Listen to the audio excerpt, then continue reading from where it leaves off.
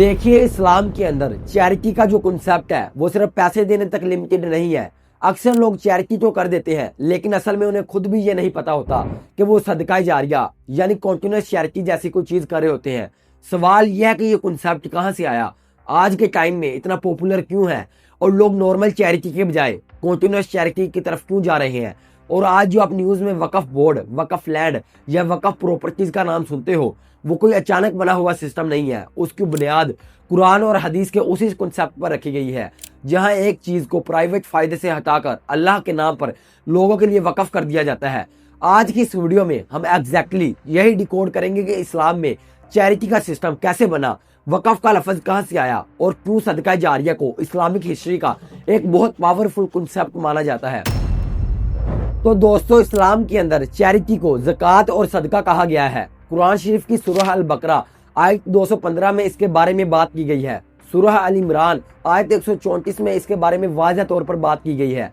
और आप स्क्रीन पर जो आयतें देख रहे हैं उन सब में चैरिटी और अल्लाह की राह में खर्च करने का जिक्र मिलता है। मैं ये सारी बातें इसलिए बता रहा हूँ क्योंकि इन सब का लिंक कहीं ना कहीं वक्फ के सिस्टम से जाकर जुड़ता है। इस्लाम में चैरिटी के साथ साथ एक और चीज है जिसके बारे में बहुत ज्यादा जोर दिया गया है, और वो है कॉन्टिन्यूस चैरिटी। इस्लामिक ज़बान में इसे सदका जारिया कहा जाता है। हजरत अबू हुरैरा रज़ियल्लाहु तआला अन्हु की हदीस नंबर 1631 में कॉन्टिन्यूस चैरिटी यानी सदका जारिया के बारे में बताया गया है। अल्लाह के रास्ते में की गई एक ऐसी चैरिटी और उस चैरिटी का फायदा लोग उस आदमी के मरने के बाद भी हमेशा के लिए उठाते रहे, वो कभी रुके नहीं, ताकि जिस आदमी ने चैरिटी की है उसका फल उसको मरने के बाद भी मिलता रहे, वो रुके नहीं। और इसी कंसेप्ट को कहा गया है सदका जारिया। और आज की डेट में जो आप वक्फ बोर्ड के बारे में सुनते हैं वो पूरा का पूरा कंसेप्ट है इसी कॉन्टिन्यूस चैरिटी यानी सदका जारिया पर बेस्ड है। वरना कुरान शरीफ में वक्फ का लफ्ज डायरेक्टली कहीं मेंशन नहीं हुआ, लेकिन इसका कॉन्सेप्ट पूरी तरह मौजूद है। हजरत इब्राहिम अलैहिस्सलाम और हजरत इस्माइल अलैहिस्सलाम ने मक्का मुकरमा में काबा शरीफ की बुनियादों को उठाया ताकि लोग यहाँ आकर सिर्फ अल्लाह की इबादत कर सके यानी वर्शिप कर सके। इस वाकया का जिक्र कुरान शरीफ की सूरह अल बकरा आयत 127 में मिलता है। अब अगर आप गौर करें तो इस कंस्ट्रक्शन में सदका जारिया यानी कॉन्टिन्यूस चैरिटी के दोनों प्रिंसिपल फॉलो होते हैं। पहला ये काम अल्लाह की राह में किया गया और दूसरा आज की डेट तक लोग यहाँ आकर इबादत करते हैं। इसी वजह से काबा शरीफ को लोग सदका जारिया यानी कॉन्टिन्यूस चैरिटी का सबसे पुराना एग्जाम्पल मानते हैं और काबा शरीफ को ही दुनिया के अंदर सबसे पहला वक्फ माना। अब आपका ये क्वेश्चन हो सकता है कि वक्फ जो वर्ड है उसका क्यों यूज किया गया, कुछ और क्यों नहीं बोला गया। तो थोड़ा सा वेट कीजिए, अभी एक एक चीज आपको समझ में आ जाएगी। बाकी कुछ हिस्टोरियंस बिरकत हबस नाम के एक तालाब को भी पहला वक्फ बताते हैं, लेकिन ज्यादातर सोर्स के मुताबिक काबा शरीफ को ही पहला और सबसे मशहूर वक्फ माना जाता है। यह भी याद रखना जरूरी है कि मुख्तलिफ जगहों पर थोड़ा बहुत पॉइंट ऑफ व्यू का फर्क मिल सकता है, इसलिए यहाँ वो चीज बताई जा रही है जो सबसे ज्यादा मशहूर और एक्सेप्टेड है।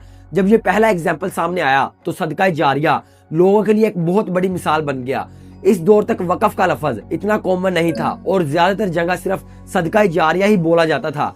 और इसके बाद करीब 2 से 2,500 साल बाद यानी कि ईयर 634 एडी के आसपास एक ऐसा इंसिडेंट होता है जिसकी वजह से ये जो सदका जारिया का कॉन्सेप्ट है यानी कॉन्टिन्यूस चैरिटी का कॉन्सेप्ट ये पूरा मिडल ईस्ट के अंदर दूर दूर तक फेमस हो जाता है। और ये जो इंसिडेंट है इसके बारे में किताब अल शुहूद के चैप्टर 54 की हदीस 24 का रेफरेंस आज भी लोग देते हैं जब भी वक्फ की बात होती है। तो होता क्या है, इस वक्त सेकंड खलीफा हजरत उमर रज़ियल्लाहु तआला अन्हु रसूलुल्लाह अलैहि वसल्लम के पास आते हैं और कहते हैं कि खैबर में उनके पास बहुत कीमती जमीन है। वो पूछते हैं कि अगर इस जमीन को अल्लाह की राह में सबसे बेहतरीन तरीके से यूज करना हो तो क्या किया जाए। तो उस वक्त रसूलुल्लाह अलैहि वसल्लम ने फरमाया कि इसको तुम सदका जारिया कर दो। ऐसा करने से तुम्हारे बाद भी लोगों को लैंड से फायदा होता रहेगा। मतलब कि आप इस लैंड को प्राइवेट यूज से रोकर अल्लाह के नाम पर सदका जारिया कर दो। इससे होगा ये कि इस लैंड को ना तो सेल किया जा सकता है, ना गिफ्ट, ना डोनेट और ना ही विरासत में किसी को दिया जा सकता है। और इस लैंड को सिर्फ पब्लिक वेलफेयर में यूज किया जाएगा। मतलब कि इस लैंड से जो भी प्रॉफिट होगा उसको गरीबों, गुलामों, मेहमानों और मुसाफिरों के लिए यूज किया जाएगा। और ये जमीन जो है वो प्राइवेट यूज से हटकर अल्लाह की हो जाएगी और तुम्हारे बाद भी कॉन्टिन्यूस चैरिटी होती रहेगी, जिसका फल तुम्हें दुनिया से जाने के बाद भी कॉन्टिन्यूसली मिलता रहेगा। तो वक्फ प्रॉपर्टी का जो पूरा कोर है वो इसी कॉन्सेप्ट पर बेस्ड है। अब ये जो इंसिडेंट था इसके बारे में दूर दूर तक बातें हुई। लोग नॉर्मल चैरिटी से ज्यादा इंटरेस्टेड थे कि वो कॉन्टिन्यूस चैरिटी करें ताकि एक बार बेनिफिट मिलने के बजाय कॉन्टिन्यूस बेनिफिट मिलता रहे। तो पूरे मिडिल ईस्ट के अंदर ये जो सदका जारिया है ये एक ट्रेडिशन बन गया। इस रीजन में अरब्स रहते थे जो अरेबिक बोलते थे। तो अरेबिक में एक वर्ड है वकूफा, जिसे वक्फ भी बोलते हैं या फिर वक्फ भी बोलते हैं। इसका मतलब होता है किसी चीज को रोक देना, होल्ड कर लेना या टाई अप कर देना।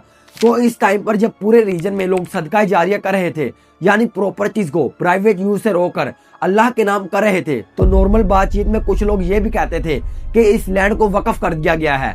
सही अल बुखारी की हदीस 2737 में आपको लिखा हुआ मिलेगा, इस जमीन को रोक दो और इसका फायदा लोगों के लिए रखो। तो ये जो रोक दो वर्ड है, कुछ लोगों ने इसी को वक्फ कर दो से जोड़ दिया। तो इसके बाद आने वाले 20 से 25 सालों तक पूरा ये जो रीजन था मिडल ईस्ट का, यहाँ पर सदका जारिया यानी कॉन्टिन्यूस चैरिटी बहुत ज्यादा फेमस हो गई और ट्रेडिशन की तरह यूज होने लगी। और यही से हमें ये समझ आता है कि वक्फ सिर्फ जमीन या प्रॉपर्टी का नाम नहीं, बल्कि एक सोच है, एक जिम्मेदारी है, एक ऐसी सोच जहां इंसान अपनी मलकियत को सिर्फ अपनी जिंदगी तक महदूद नहीं रखता, बल्कि उसे अल्लाह के नाम पर लोगों के लिए छोड़ देता है। शायद इसीलिए इस्लाम में सदका जारिया को इतनी अहमियत दी गई है, क्योंकि ये सिर्फ दुनिया का फायदा नहीं बल्कि आखिरत का भी इंतजाम है।